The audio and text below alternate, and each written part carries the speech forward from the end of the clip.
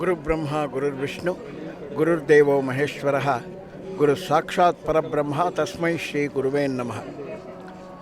ಪುರಾತನ ಇತಿಹಾಸ ಪ್ರಸಿದ್ಧವಾದ ಶ್ರೀ ಗವಿಗಂಗಾಧರೇಶ್ವರ ಸ್ವಾಮಿ ದೇವಸ್ಥಾನದ ಮುಂಭಾಗದಲ್ಲಿ ಗೋಸಾಯಿ ಮಠ ಎಂದು ಬಹಳ ಪ್ರಸಿದ್ಧವಾದ ಒಂದು ಮಠವಿದೆ.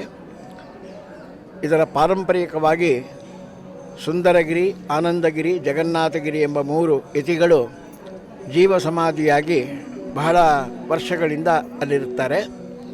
ಅದಾದ ನಂತರ ಲವಂಗ ಭಾರತಿ ಮಹಾಸ್ವಾಮೀಜಿಯವರು 108 ವರ್ಷಗಳ ಕಾಲ ತಾವು ಜೀವಂತವಾಗಿದ್ದು ತಮ್ಮ ಸ್ವಇಚ್ಛೆಯಿಂದ ಪ್ರಾಣತ್ಯಾಗ ಮಾಡುವ ದಿನದಂದು ಎಲ್ಲರಿಗೂ ತಿಳಿಸಿ ಸಂಧ್ಯಾಕಾಲದಲ್ಲಿ ಅವರು ಪ್ರಾಣತ್ಯಾಗವನ್ನು ಮಾಡಿದ್ದಾರೆ.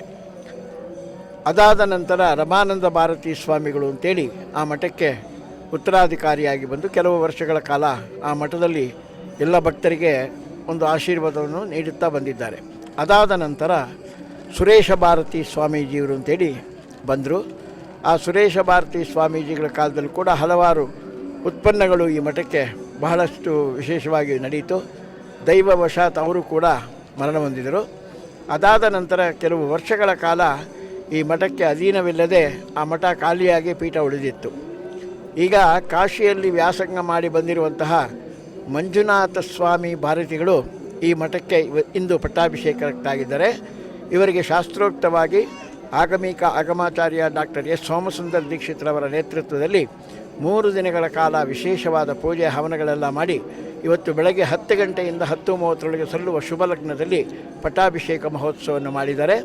ತದನಂತರ ಎಲ್ಲ ಭಕ್ತರ ಸಮ್ಮುಖದಲ್ಲಿ ಕಿರೀಟಧಾರಣೆ ಮಾಡಿ ಅವರಿಗೆ ಪೀಠಾರೋಹಣ ಮಹೋತ್ಸವವನ್ನು ಕೂಡ ನಡೆಸಿದ್ರು.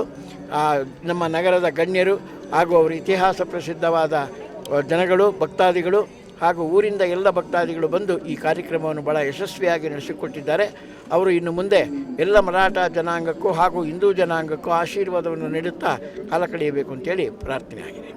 ಈ ಎಲ್ಲ ವಿಷಯವನ್ನು ನಿಮ್ಮೆಲ್ಲರ ಮುಂದೆ ತಂದಿರುವ ಈ ಮಾಧ್ಯಮ ಗ್ರೀನ್ ಟ್ರೀ ಎಂಬ ಮಾಧ್ಯಮದಿಂದ ಈ ಒಂದು ಪಟ್ಟಾಭಿಷೇಕದ ವಿಶೇಷವಾದ ಸಂದೇಶವನ್ನು ತಮ್ಮೆಲ್ಲರಿಗೂ ಕೂತ ಜಾಗದಲ್ಲೇ ದರ್ಶನ ಮಾಡಿಸುವಂತಹ ಭಾಗ್ಯವನ್ನು ತಂದಿರುತ್ತಾರೆ. ದಯಮಾಡಿ ಈ ಗ್ರೀನ್ ಟ್ರೀ ಅನ್ನೋದು ಇನ್ನೂ ವಿಶೇಷವಾಗಿ ಧಾರ್ಮಿಕ ಕಾರ್ಯಗಳಲ್ಲಿ, ರಾಜಕೀಯ ಕಾರ್ಯಗಳಲ್ಲಿ, ಎಲ್ಲ ವಿಷಯಗಳಲ್ಲೂ ತಮ್ಮೆಲ್ಲರ ಮುಂದೆ ಸದಾ ಇರಲೆಂದು ಪರಮಾತ್ಮನಲ್ಲಿ ಹಾರೈಸುತ್ತೇನೆ.